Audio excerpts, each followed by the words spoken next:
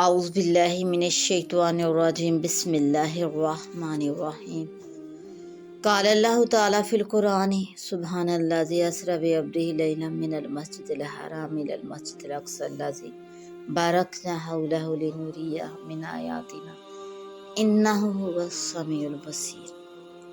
پاک ہے وہ ذات جس نے اپنے بندے کو ایک رات میں مسجد حرام سے مسجد اقصی تک سفر کرایا، جس کے گردا گرد ہم نے برکتیں رکھی تاکہ ہم اسے اپنی یاد دکھائیں۔ بے شک اللہ تعالیٰ سننے والا جاننے والا ہے۔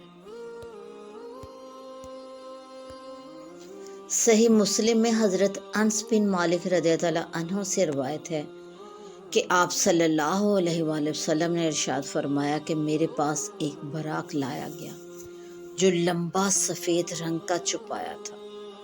اس کا قد گدھے سے بڑا اور خچر سے چھوٹا تھا، اور وہ اپنا قدم وہاں رکھتا تھا جہاں تک اس کی نظر پڑتی تھی۔ میں اس پر سوار ہوا یہاں تک کہ میں بیت المقدس تک پہنچ گیا۔ میں نے اس براق کو اس حلقہ سے باندھ دیا جس سے حضرات انبیاء کرام علیہم السلام باندھا کرتے تھے۔ پھر میں مسجد میں داخل ہوا اور اس میں 2 رکعتیں پڑھی۔ پھر میں مسجد سے باہر آیا تو جبرائیل علیہ السلام میرے پاس ایک برتن میں شراب اور ایک برتن میں دودھ لے کر آئے۔ میں نے دودھ کو لے لیا۔ اس پر جبرائیل نے کہا کہ آپ نے فطرت کو اختیار کر لیا۔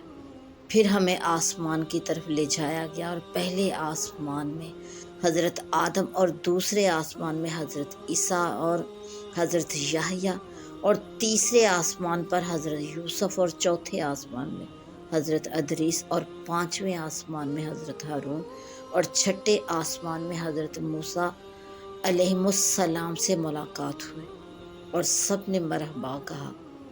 7ویں آسمان میں حضرت ابراہیم علیہ السلام سے ملاقات ہوئی۔ ان کے بارے میں آپ صلی اللہ علیہ وآلہ وسلم نے ارشاد فرمایا کہ وہ بیت المعمور سے ٹیک لگائے ہوئے تشریف فرما تھے، اور یہ بھی ارشاد فرمایا کہ بیت المعمور میں روزانہ 70,000 فرشتے داخل ہوتے ہیں جو دوبارہ اس میں لوٹ کر نہیں آتے۔ پھر مجھے سدرۃ المنتہی لے جایا گیا۔ اچانک دیکھتا ہوں کہ اس کے پتے اتنے بڑے بڑے ہیں جیسے ہاتھی کے کان ہوں، اور اس کے پھل اتنے بڑے بڑے ہیں جیسے مٹکے ہوں۔ جب سدرۃ المنتہی کو اللہ کے حکم سے ڈھانکنے والی چیزوں نے ڈھانک لیا تو اس کا حال بدل گیا۔ اللہ جل شانہ کی کسی مخلوق میں اتنی طاقت نہیں کہ اس کے حسن کو بیان کر سکے۔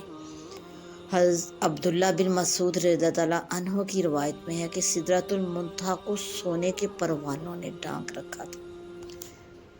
آپ صلی اللہ علیہ وآلہ وسلم نے ارشاد فرمایا کہ اس وقت مجھ پر اللہ تعالیٰ نے ان چیزوں کی وحی فرمائی جن کی وحی اس وقت فرمانا منصور تھا، اور مجھ پر رات دن میں روزانہ 50 نمازیں پڑھنا فرض کیا گیا۔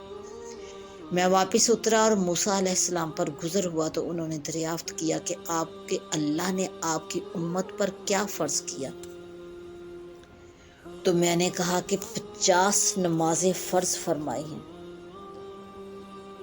انہوں نے کہا کہ واپس جائیے، اپنے اللہ سے تخفیف کا سوال فرمائیے، کیونکہ آپ کی امت اس کی طاقت نہیں رکھ سکتی۔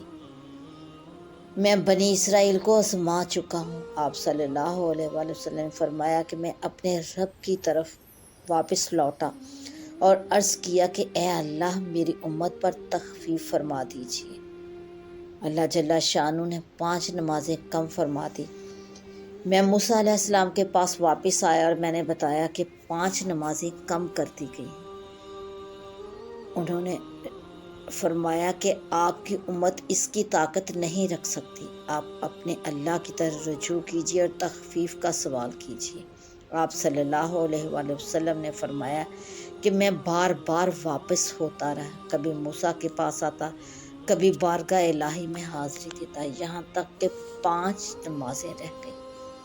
اللہ تعالیٰ نے ارشاد فرمایا کہ اے محمد صلی اللہ علیہ وآلہ وسلم، یہ روزانہ دن رات میں 5 نمازیں ہیں، ہر نماز کے بدلے میں 10 نمازوں کا ثواب ملے گا، لہٰذا یہ ثواب میں 50 ہی میں منتقل کر دوں گا کہ جو شخص کسی نیکی کا ارادہ کرے گا پھر اسے نہ کرے گا تو اس کے لیے محض ارادے کی وجہ سے ایک نیکی لکھ دی جائے گی، اور جس شخص نے ارادہ کرنے کے بعد عمل بھی کر لیا تو اس کے لیے 10 نیکیاں لکھ دی جائیں گی، اور جس شخص نے کسی برائی کا ارادہ کیا اور اس پر عمل نہ کیا تو کچھ بھی نہ لکھا جائے گا، اور اگر اپنے ارادے کے مطابق عمل کر لیا تو ایک گناہ لکھا جائے گا۔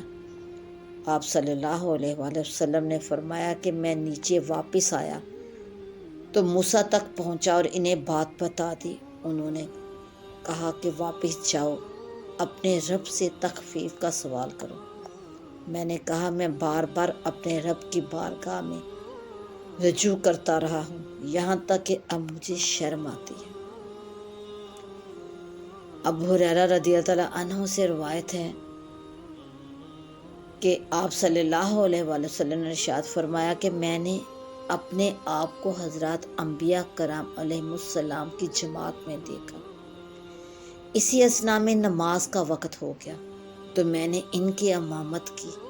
جب میں نماز سے فارغ ہوا تو کسی کہنے والے نے کہا کہ اے محمد صلی اللہ علیہ وآلہ وسلم، یہ دوزخ کا دروغہ ہے، اس کو سلام کیجیے۔ میں اس کی طرف متوجہ ہوا تو اس نے خود سلام کیا۔ یہ بیت المقدس میں امامت فرمانا آسمانوں پر تشریف لے جانے سے پہلے واقعہ ہوا۔ ابھی بیت المقدس ہی میں تھے کہ بہت سے لوگ جمع ہوئے، پھر ایک اذان دینے والے نے اذان دی، اس کے بعد ہم صفیں بنا کر کھڑے ہو گئے، سب انتظار میں تھے کہ کون امام بنے گا۔ جبرائیل نے میرا ہاتھ پکڑ کر آگے بڑھا دیا اور میں نے حاضرین کو نماز پڑھا دی۔ جب میں نماز سے فارغ ہوا تو جبرائیل نے کہا کہ اے محمد صلی اللہ علیہ وآلہ وسلم، آپ جانتے ہیں کہ آپ کے پیچھے کن حضرات نے نماز پڑھی ہے؟ میں نے کہا نہیں، جن حضرات انبیاء سے پہلے ملاقات ہو چکی تھی ان کے علاوہ بھی بہت سے حضرات نے آپ کی ابتدا میں نماز پڑھی تھی اور سب سے تعارف نہیں ہوا تھا، اس لیے یوں فرما دیا کہ میں ان سب کو نہیں جانتا۔ حضرت جبرائیل نے کہا کہ جتنے بھی نبی اللہ تعالیٰ نے مبعوث فرمائے ہیں ان سب نے آپ کے پیچھے نماز پڑھی۔ اس کے بعد آسمانوں پر جانے کا ذکر فرمایا۔